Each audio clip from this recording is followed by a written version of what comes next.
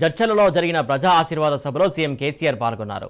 ఈ సందర్భంగా పాలమూరు జిల్లాలో నాటి కరువును తలుచుకుని కేసీఆర్ భావోద్వేగానికి గురయ్యారు.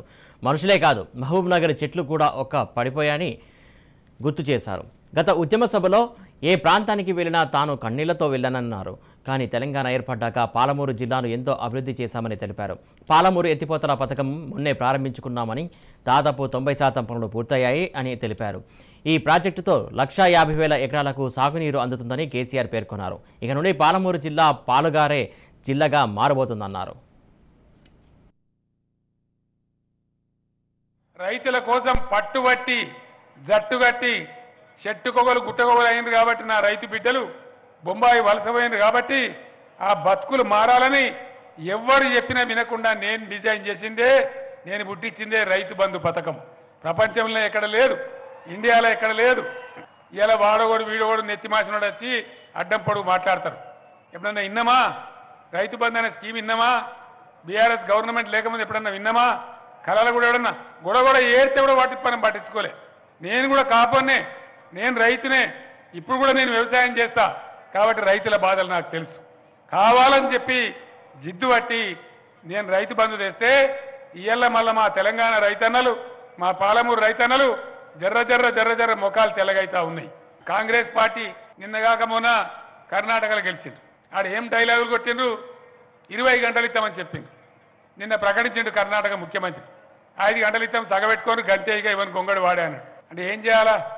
అది తెలందాక సగం పొద్దాక సగం ఇంట్లో వండి అన్నా బాయికాడ వండి అన్నా ఏం చేయాలి? ఏం బాధపడాలి? ఇవాళ ఈడ కూడా కాంగ్రెస్ అధ్యక్షుడు కడుపులున్న మాట కక్కిండు. రైతులకు ఎందుకయ్యా అనవసరంగా కేసీఆర్ వేస్ట్ ఇస్తాడు, 24 గంటలు 3 గంటలు అయితే సరిపోతుందని మాట్లాడుతూ ఉన్నాడు. 3 గంటలు అయితే సరిపోతుందా? వాళ్ళు గిట్ట వస్తే గ్యారంటీగా మళ్ళా కరెంటు కాటగలుపుతారు. మీరు ఆలోచన చేయాలా? భారతదేశం మొత్తంలో 24 గంటలు రైతాంగానికి కరెంట్ ఇచ్చేది ఒకే ఒక్క రాష్ట్రం తెలంగాణ. ప్రధానమంత్రి కూడా శాతనైతే లేదు. ప్రధానమంత్రి రాష్ట్రంలో 24 గంటలు లేదు. ఆడ రైతులు రోడ్ల మీద పడి గడబడి చేస్తూ ఉన్నారు. ఏమవుతుంది? పొరపాటున కాంగ్రెస్ గెలిస్తే రైతు బంధుకు రామ్ రామ్, దళిత బంధుకు జై భీమ్, కరెంటు కాటగలుగుతుంది, మళ్ళా మొదటికి వస్తుంది, ఆగమాగం అయిపోతాం. జాగ్రత్త అని మనం చేస్తూ ఉన్నాం.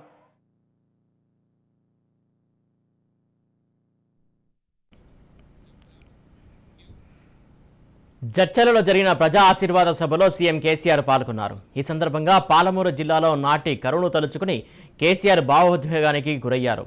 మనుషులే కాదు, మహబూబ్ నగర్ చెట్లు కూడా పక్కపడిపోయాయని గుర్తు చేశారు.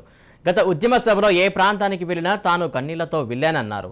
కానీ తెలంగాణ ఏర్పడ్డాక పాలమూరు జిల్లాను ఎంతో అభివృద్ధి చేశామని తెలిపారు. పాలమూరు ఎత్తిపోతల పథకం మొన్నే ప్రారంభించుకున్నామని, దాదాపు 90% పనులు పూర్తయ్యాయని పేర్కొన్నారు.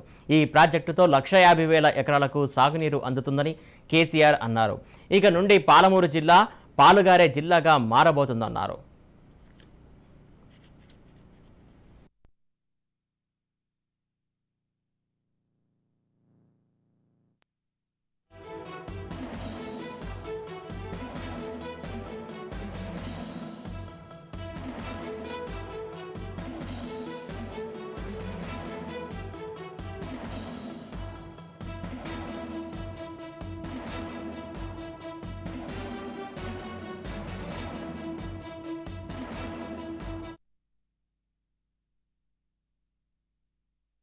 అంతకుముందున్న కాంగ్రెస్ ముఖ్యమంత్రులు, ఇక్కడ ఉన్నటువంటి కాంగ్రెస్ దద్దమ్మ ఎమ్మెల్యేలు వాళ్ళకు నోరు లేక అడగలేక జూరాల ప్రాజెక్టు నుంచి నీళ్లు తీసుకోమని ఇచ్చినారు.